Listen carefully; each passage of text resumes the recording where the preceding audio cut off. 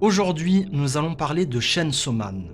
C'est une œuvre ultra populaire dans le milieu du manga et vous allez sûrement entendre parler de celle-ci de plus en plus à l'avenir. Je vais vous expliquer dans cette vidéo pourquoi vous ne devez pas rater cet animé en 9 raisons. Vous allez voir, c'est un must-see, un incontournable, vraiment un joyau de la Japanimation. C'est parti. Bienvenue sur la chaîne de Reiji. Laisse un petit like si t'apprécies la vidéo. Salut tout le monde, bienvenue, c'est Reiji pour une nouvelle histoire. Aujourd'hui, je vais vous parler de Chainsaw Man, l'homme tronçonneuse. Ça me fait toujours rire, ce nom, c'est vraiment particulier. On voit que l'auteur est très différent des autres. En tout cas, je vais vous expliquer en quelques points pourquoi vous devez voir cet animé. J'espère que je vais vous convaincre. Vous allez voir qu'il y a plein de choses très intéressantes. N'hésitez pas à bombarder la vidéo pour aider à son référencement. Et les personnes qui connaissent déjà Chainsaw Man, bah écoutez dans les commentaires, dites-nous quelles sont vos raisons de voir cet animé et qu'est-ce que vous en pensez. Alors je vais commencer par la réalisation. C'est une super production du studio MAPPA. Que ce soit dans les décors, c'est exceptionnel, c'est magnifique. Il y a plein de détails de partout, ça fourmille. On voit qu'ils ont pris du temps pour faire cet animé. Il n'y a pas énormément d'épisodes dans la première saison et on comprend pourquoi. Ils ont pris des mois et peut-être des années pour faire ça. C'est fluide dans les animations, c'est une CGI excellente. Vraiment, ça me fait mal au cœur parce que MAPPA, vous les connaissez, c'est eux qui ont fait SNK, notamment à la fin, à la dernière saison. Et ils ont pas proposé cette réalisation parce qu'ils ont eu un manque de temps. Et c'est vraiment dommage. Donc là, dans ce cas de figure, c'est différent. Ils ont pris du temps pour vraiment créer une magnifique adaptation et ça se voit. D'ailleurs, ils ont même sublimé le trait de l'auteur avec une esthétique plus prononcée que dans le manga. Je trouve que ça fait assez sommaire dans le manga papier et là vraiment on en prend plein les yeux. On va parler de l'auteur, Tatsuki Fujimoto, retenez bien ce nom, ça va être un des incontournables prochainement, au même titre qu'Isayama, Oda et plein d'autres. Ben voilà, ça va être un grand mangaka qui va faire de plus en plus parler de lui. J'ai notamment lu deux de ses one-shots, Goodbye Eri et Look Back, qui sont très réussis, et il est connu aussi notamment pour Fire Punch. Donc Chainsaw Man, c'est une de ses œuvres, c'est la plus connue, elle a droit à une adaptation animée, et cet auteur, c'est un personnage. Il est vraiment différent des autres, on le voit au travers de son histoire.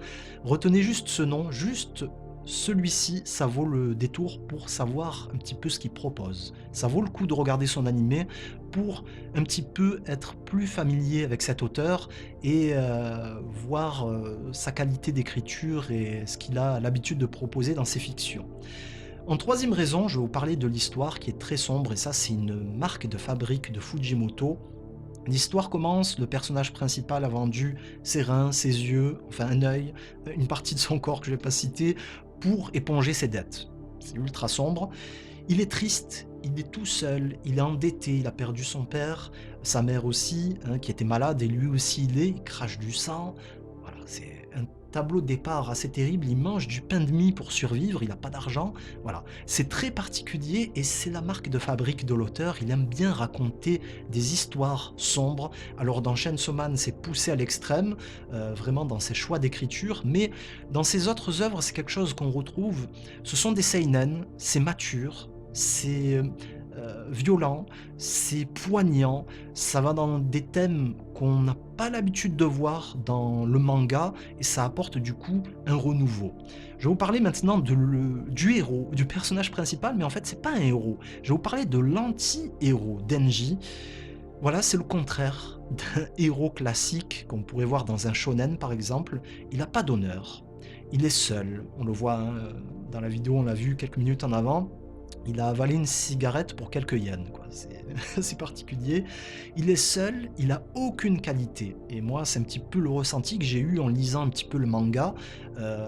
Je me disais, mais ce gars, il a aucune qualité. Et parfois, il est même énervant.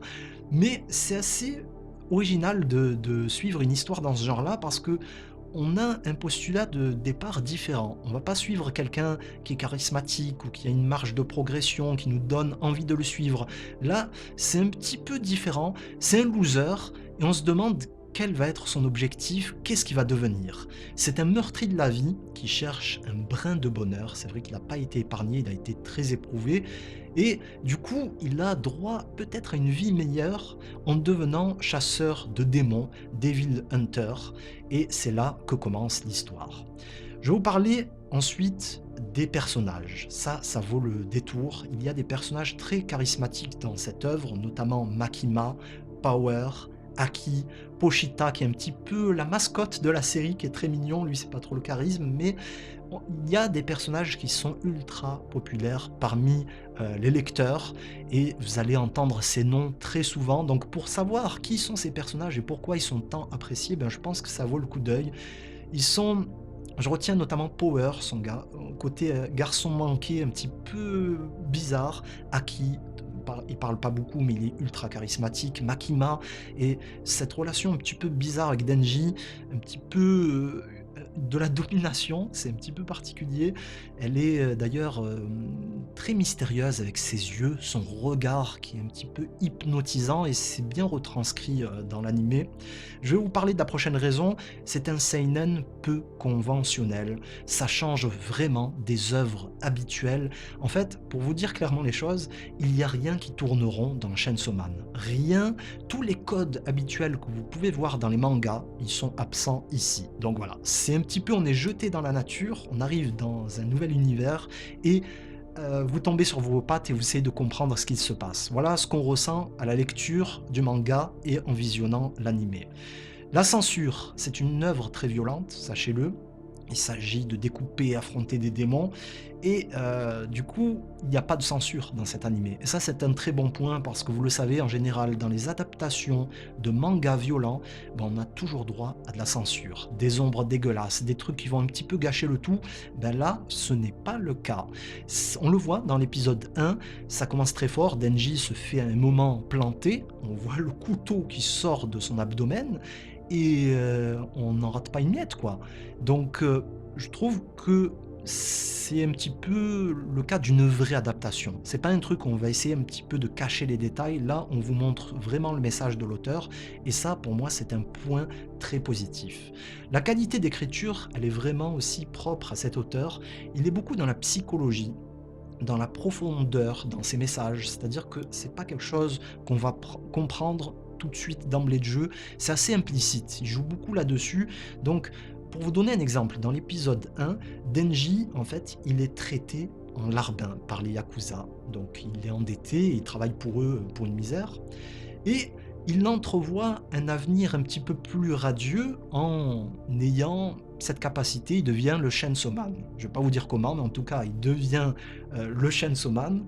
Et le truc, c'est que on le voit redevenir le larbin de quelqu'un d'autre, de Makima.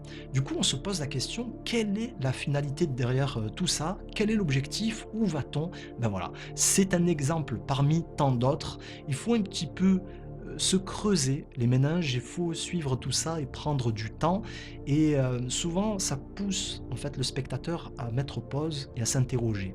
Voilà, à s'interroger sur la direction prise par l'auteur, et je trouve que c'est assez cérébral et c'est bien ce genre d'œuvre.